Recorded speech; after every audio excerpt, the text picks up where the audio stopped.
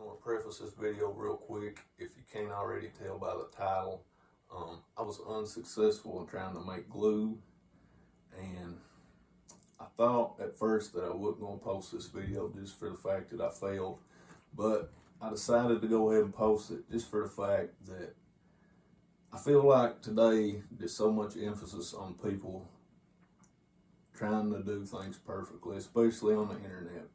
Like, you see everybody like doing stuff like just doing great their first time, or you just assume that nobody has failures the way social media is. So I think it's important to show our failures too, because I want my channel to be real. I don't want it to be like a performance, or to make myself out to be like I'm some kind of perfect wilderness guy or something, because we ain't none of us perfect. We all make mistakes. We all mess stuff up.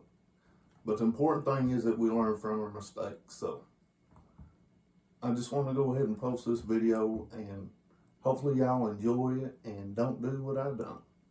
Hey y'all, welcome back to the channel. For today's video, we're going to be making some pine piece glue. It's something I've been pretty excited about doing. Hopefully it turns out good. It's the first time I've ever done it, and I'm basically just going to try and copycat Ryan Gill from Hunt Primitive the best that I can, except I'm not going to be using bear grease. I'm going to use lard, but he does everything by the book, Abo Primitive, so I'm going to take a few shortcuts and not do everything like him. But if y'all ain't checked his channel out, Hunt Primitive on YouTube, man, it's the bomb. It really inspires me to do a lot of stuff, and Ryan Gill really knows what he's doing. So if you don't know about him, don't know about Hunt Primitive, I really recommend checking them out. But what we're going to do today is take this pine resin here that I collected in my first video. We're going to try and liquefy it and actually turn this solid to a liquefied resin. And then we're going to take this lard and use it as a cutting agent, give it a little elasticity so we can work with it a little better. And then finally, we're going to add this yucca cordage to it. And what it does is it kind of gives it a little more strength. We're going to take and carbonize it and pretty much turn it to charcoal. And we'll smash it and add it in.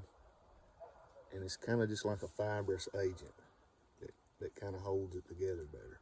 A lot of people use charcoal, regular wood charcoal, or dirt turds, or just everything in the world, but I'm going to copycat Ryan Gill. This is what he used, so this is what I'm going to use. And it's easy to make.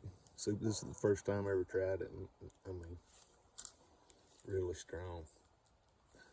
Really good cordage, really easy to make. So this is what we're going to use for our fiber filler.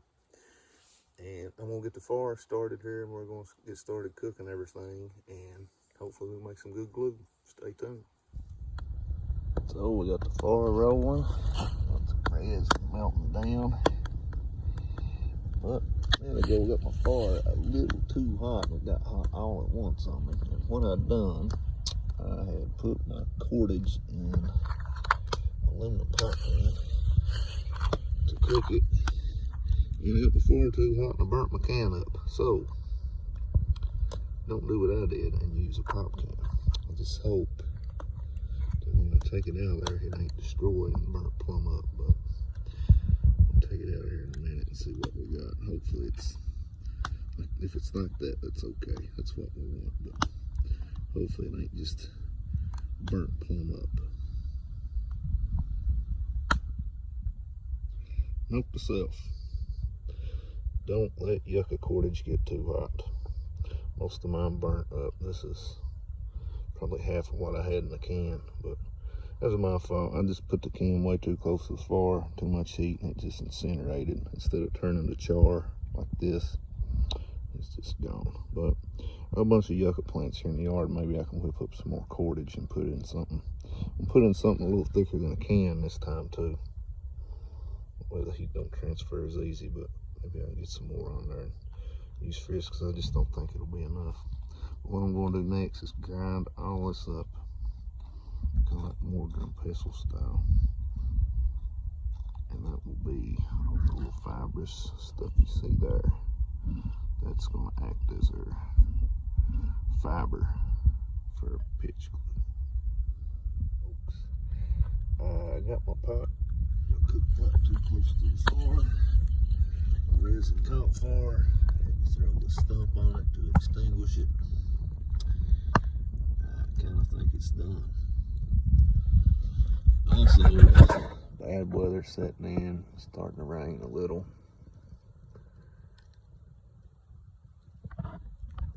Burnt my cordage up. Not the best first time, but you never know. Maybe if that pine bark chars enough, maybe I can smash it and there'll still be enough resin left. If it ain't burn up, then I can cook with lard. I won't try it. I mean, it's about all I can do, but as of right now, I would say first attempt is a definite no-go. Because you gotta learn somehow, right? It's all a process of learning, so. And this is what it looks like post-fire. You can tell there's some good resin in it because it caked together so well.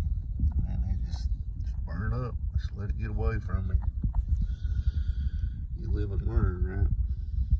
Just got the fire too hot at once and fire splitting wood, turned around, fire rolling. And I just happened to find that little block about the same size. Capped it over and put the air off it. But there is definitely what you call a fail. But I'm learning. So it ain't a total fail. I just learned what not to do. So at least I'm learning. So this is just done. It's destroyed. It's burnt, as we call it. There's just no adhesive properties at all. No, it's just dry charcoal. Just everything good in there burn up. All the glue burn up. I had a hell of a good torch here for a while, but won't make no glue today. At least you know what I done wrong. If y'all watching this, don't do what I done and turn your back splitting wood, build the fire up big and let it get too hot and burn the material up. So I know what I done wrong. Next time I'll watch for that. It's really starting to pick up raining. It is time to end this one. I'm calm. But anyway, if y'all learn anything, if you learned what not to do, like, follow, subscribe, and I'll see you next time.